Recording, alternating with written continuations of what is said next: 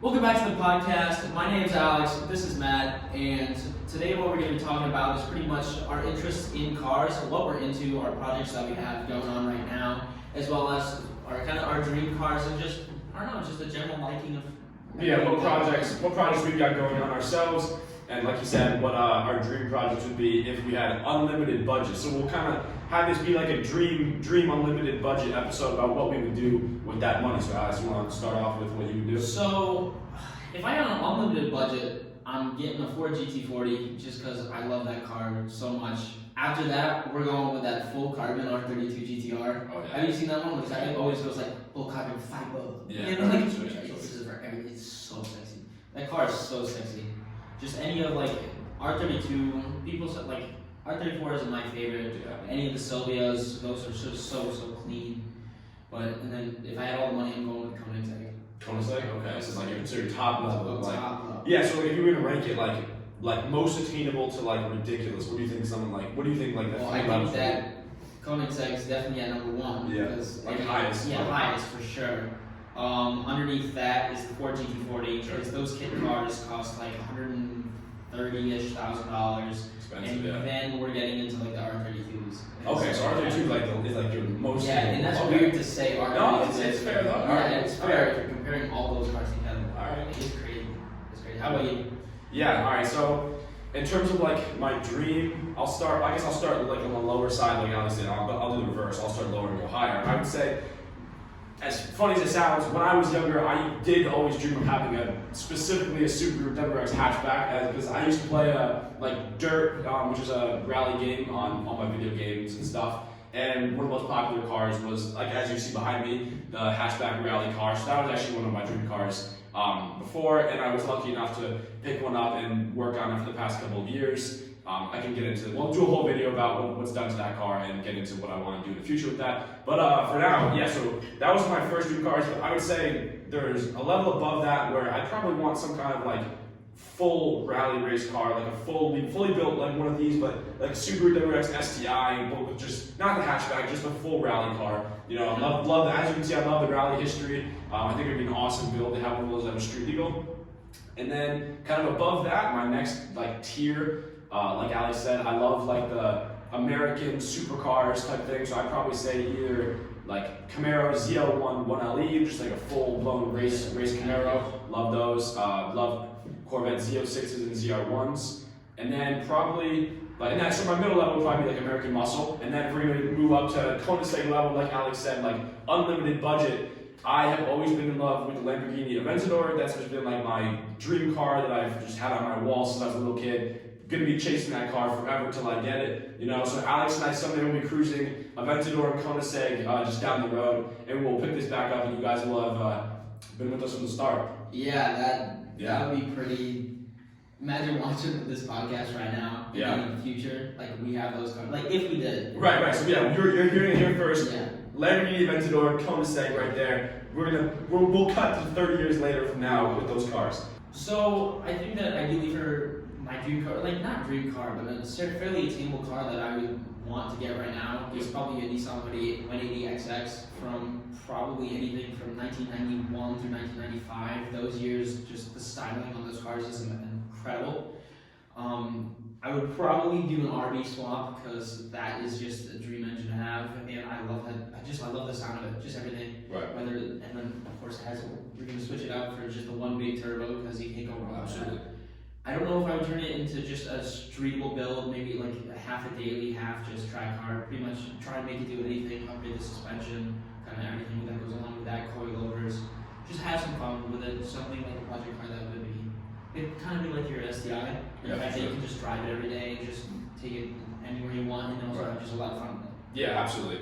I would say probably besides continuing the build with the car that I have right now, if I was going to be starting with a new build, I would probably say I've always been in love with like early NSXs, like those kind of builds, like the wide body, like lower, even because like I think those cars are cool because they kind of like start not that sexy, but once you put some work into them, lower them, add some modifications, those can be some beautiful cars. Love the NSX builds.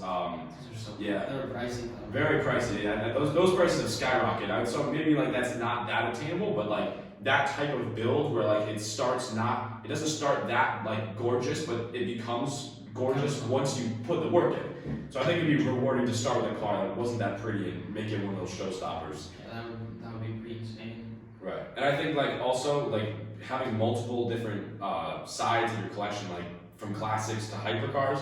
Like you want to talk about some of that, like Yeah. like what would draw you to certain types of cars, like for performance reasons or like driving experience? Yeah.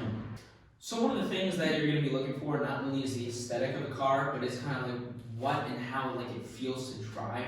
People go through and they change their entire suspensions to make the car feel more snappy, to make the car feel more relaxed, to make the car just feel better for the person, and that's something that you can just definitely look for. Like if you're in an all-electric car, everything's gonna be like effortless, smoothless. So you can't hear anything. It's hard. It's incredibly easy to drive. It can drive for you, and that's something that some people like.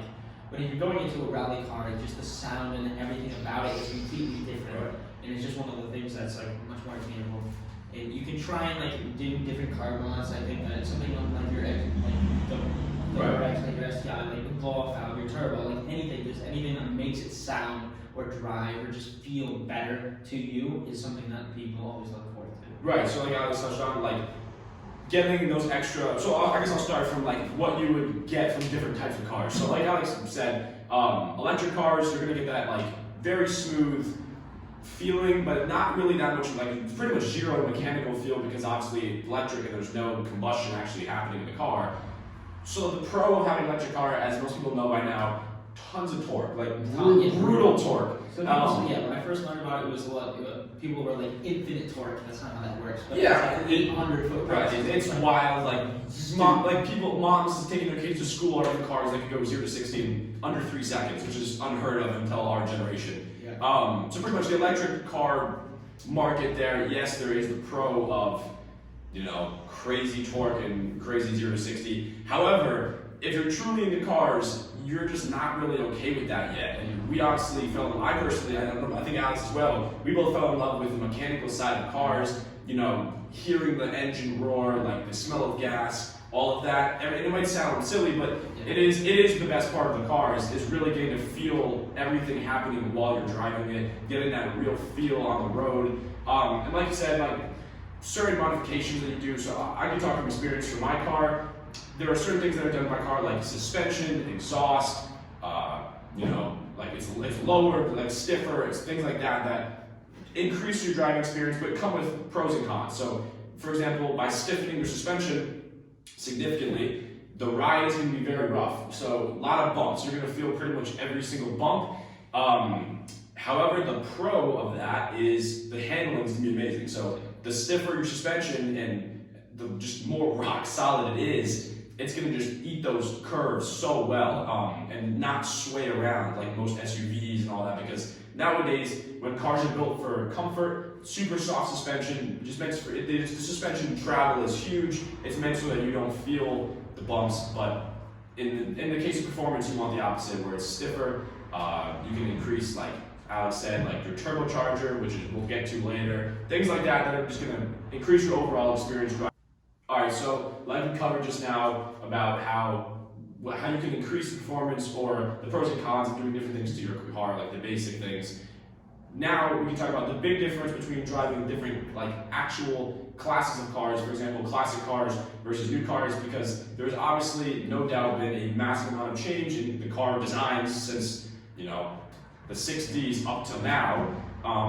And the drivability is totally different. So Alex and I both have experience with both types of cars, like newer cars and older cars, and there's absolutely a massive difference between driving a very classic car, totally different feel, no computers, versus driving a new car, which is pretty much just loaded with computers. So yeah.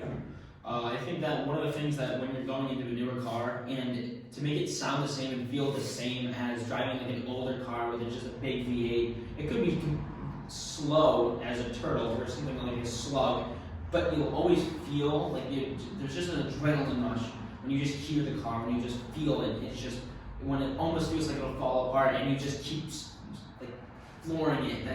That feeling is something that is just irreplaceable. Because in the newer cars, everything is just built to make you go fast, not to make you feel fast, but to make you go fast. And I think there's a really big difference between the two. Right, like you said, I mean, now, like, your cars, like, they're built now, just the only priority, a couple things. One, gas mileage, because everything's becoming, like, more, like, they're, like, less, they're trying to make it less gas and more comfortable. Those are, like, the two priorities. So that is pretty much the complete opposite of what the goals were for sports cars back in the, like, late 1900s, where that it's, like, completely different goal. Now it's just fuel economy and comfort, which is, if that's what you're looking for, that's fine. But in terms of your drivability, as someone who drives, your average commuter car, or to get into like my car, for example, the difference is massive. And people who have not been able to drive a sports car, that also can be a reason they're not into cars at the moment, because they don't know how fun cars can be that are built for more than just being comfort to get from point A to point B.